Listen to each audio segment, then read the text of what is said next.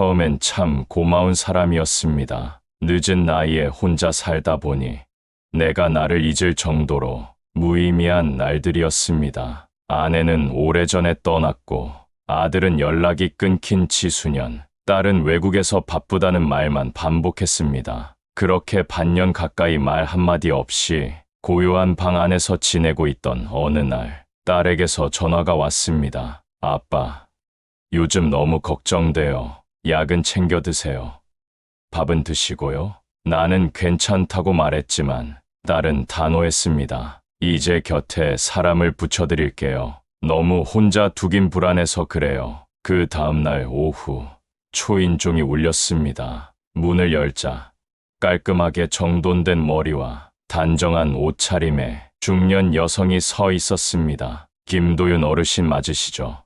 따님께서 부탁하셔서 오게 됐어요. 그녀는 자신을 요양보호사라고 소개하며 부엌으로 자연스럽게 들어왔습니다. 냉장고를 열어 식재료를 확인하고 약통을 살피고 물을 끓이며 집 안을 둘러보는 모습이 능숙했습니다. 나는 말없이 앉아 그녀의 행동을 지켜봤습니다. 누군가가 집 안을 돌아다니는 게 어색하면서도 이상하게 따뜻하게 느껴졌습니다. 이름을 또렷하게 불러주는 목소리, 따뜻한 국을 건네주는 손길, 잠들기 전 약을 건네며 웃던 얼굴. 처음엔 참 고마웠습니다. 그녀는 내 생활을 빠르게 정리해 주었습니다. 약 시간, 식사 시간, 운동 시간까지 규칙적으로 만들어 주었고 나는 그 흐름에 편안하게 몸을 맡겼습니다. 처음에는 그렇게 정말 편하고 좋았습니다. 하지만 어느 순간부터 이상했습니다.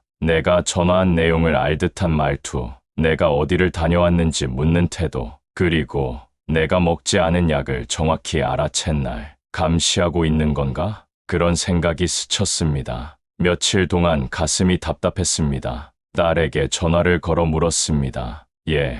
그 사람 감시하라고 붙인 거야?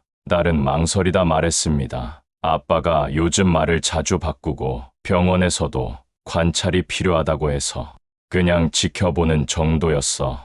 나는 더 이상 그녀를 받아들일 수 없었습니다. 내 삶에 들어와 정리해주던 그 손길이 이젠 내 감시망처럼 느껴졌습니다. 나는 단호하게 말했습니다. 이 집에선 나 혼자 살 겁니다. 누가 나를 돌본다고 해도 감시받으면서 사는 삶은 싫습니다. 그녀는 묵묵히 물건을 정리했고 그날 저녁 조용히 떠났습니다. 그녀가 떠난 첫날 집 안은 이상할 만큼 조용했습니다. 텅 빈 거실, 끓는 커피포트의 소리마저 내 기척처럼 느껴졌습니다. 문득 내가 이 고요함을 원했던가 싶었습니다. 감시자가 사라지면 자유로울 줄 알았는데 몸은 가벼워졌지만 마음은 더 무거워졌습니다. 혼자 결정하는 일이 버겁게 느껴졌고 약을 먹는 것도 외출하는 것도 자꾸 까먹었습니다. 가스불을 끄는 걸 잊고 태울 뻔한 날 냉장고 앞에 멍하니 서 있다가 손에 컵을 쥔 채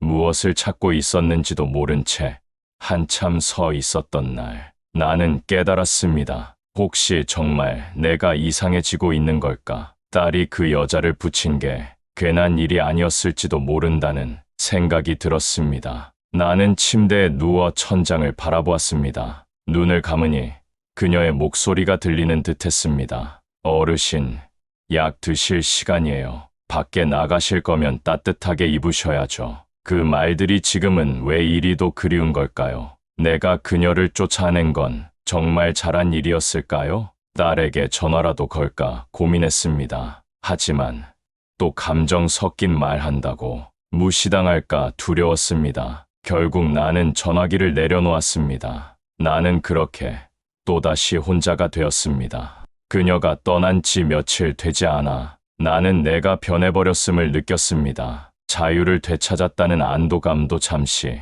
이상하게도 모든 게 낯설었습니다. 아침에 눈을 뜨면 지금 일어나야 하나라는 생각부터 들었습니다. 가스를 켜놓고 방을 나간 적도 있고 약 시간도 까먹기 일쑤였습니다. 그녀가 만들어준 리듬에 내 삶이 너무 익숙해져 있었던 겁니다. 나는 일기장을 꺼내 내가 오늘 무얼 했는지 적기 시작했습니다. 6시에 일어났다. 물을 끓였다. 약은 점심에 먹었다. 아무 일 없이 하루를 보냈다. 기억이 사라지는 게 무서웠습니다. 내가 누구였는지, 내가 어떤 사람이었는지 기록하지 않으면 잊혀질 것 같았습니다. 하지만 그런 나에게 다시 그녀의 그림자가 드리워졌습니다. 약국에 들렀을 때 약사가 물었습니다. 요즘 보호자분은 안 오시네요? 순간 심장이 내려앉는 기분이었습니다. 그분, 아직도 이 약국에 오나요? 네.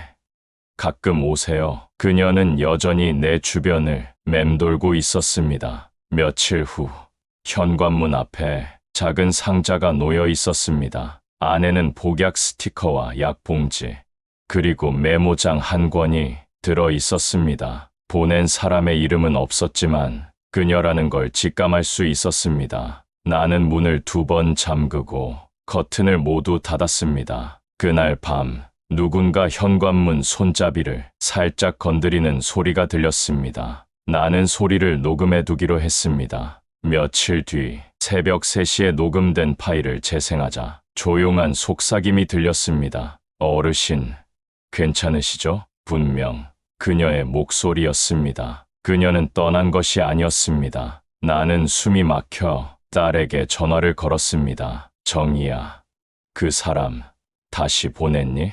아니야.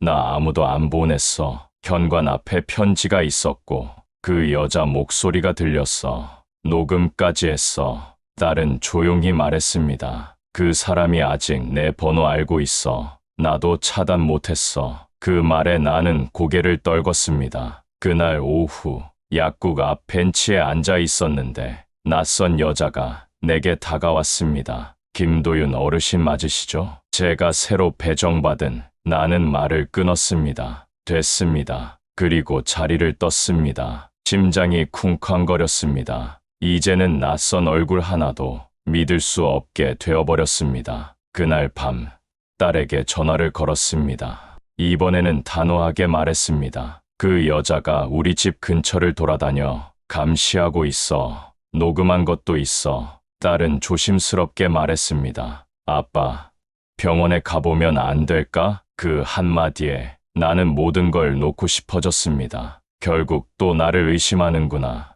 그게 아니라 너무 무서워서 넌 아직도 그 사람 말을 더 믿는구나. 나는 더는 말하지 않았고 딸도 더 이상 말하지 않았습니다. 그날 밤 나는 현관문에 종이를 붙였습니다. 찾아오지 마세요. 이 집에는 당신이 들어올 자리가 없습니다. 그리고 나는 모든 문을 걸어 잠갔습니다. 그날 이후 나는 누구도 들이지 않기로 결심했습니다. 문은 잠겼고 전화는 꺼졌고 세상과 나를 잇는 모든 끈은 스스로 잘랐습니다. 처음엔 무서웠습니다. 아무도 없는 방 안, 침묵뿐인 거실, 새벽마다 들리는 환청 같은 소리들. 그럴 때마다 나는 스스로를 다독였습니다.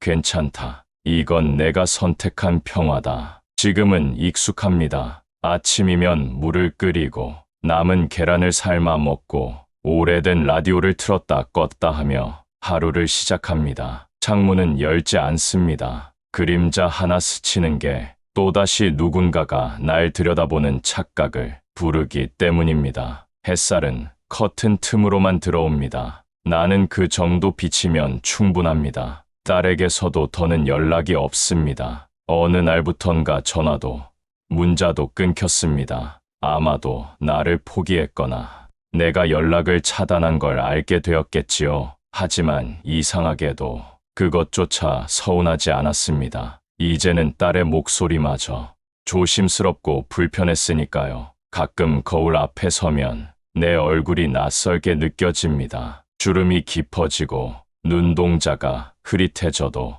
나는 아직 내가 누군지는 알고 있습니다. 나는 감시받기 싫었던 사람입니다. 도움을 받되 내 삶을 통제당하고 싶지는 않았던 사람입니다. 누구보다도 나 자신을 믿고 싶었던 사람입니다. 그래서 나는 지금 이 방 안에서 혼자 살고 있습니다. 아무도 들이지 않고 아무에게도 묻지 않고 조용히 나를 기록하며 살아갑니다. 매일 밤 일기장을 펼쳐 한 줄씩 씁니다. 오늘도 스스로에게 물었다. 나는 괜찮은가? 나는 아직 나인가? 그리고 나는 고개를 끄덕였다. 세상은 나를 잊었을지 모릅니다. 딸도, 감시자도, 이웃도 모두 나를 외면했을 수 있습니다. 하지만 나는 나를 놓지 않았습니다. 기억을 쥐고 혼자라는 현실을 받아들이고 감시 없는 조용한 하루를 내 방식대로 이어갑니다. 누군가는 이 삶을 비극이라